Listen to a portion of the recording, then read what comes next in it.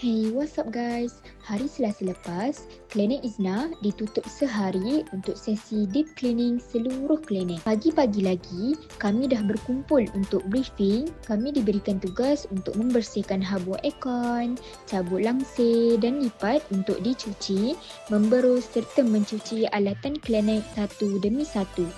Selain itu, peralatan scan pun kami lap sampai berkilat. Bekas-bekas dicuci dan setiap ruang dikemas bagi nampak lebih teratur dan selesa. Ada juga staf yang baiki dan pasang aircon baru di bahagian klinik supaya bila pesakit datang nanti semua rasa nyaman dan tenang. Dan hasilnya memang puas hati. Seluruh bilik dan kawasan Klinik Izna jadi lebih bersih, segar dan welcoming untuk semua yang datang mendapatkan rawatan. Selepas habis cleaning, kami semua meluangkan masa bersama di Zenith Cafe.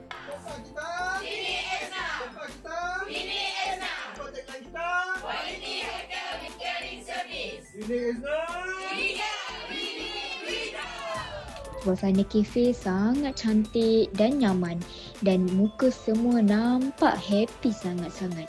Kemudian, bos mula terangkan end of year announcement pada tahun 2025 termasuklah target yang paling best. Bos umumkan 5 hadiah istimewa dari Klinik Izna untuk semua staf. Ada retreat and application, bonus and income, indemnity and insurance, course and training dan of course paling best monthly birthday celebration.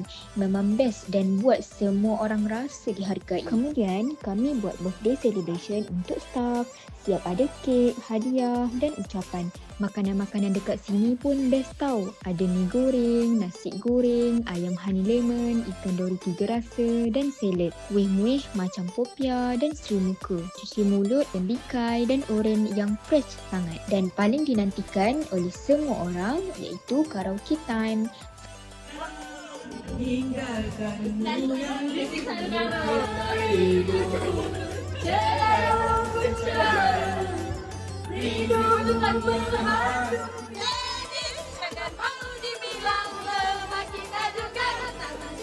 Itu saja dari kami. Seronok sangat dapat share momen happy dengan semua. Nak tahu apa aktiviti menarik kami untuk 2026? Jangan lupa follow kami di semua social media.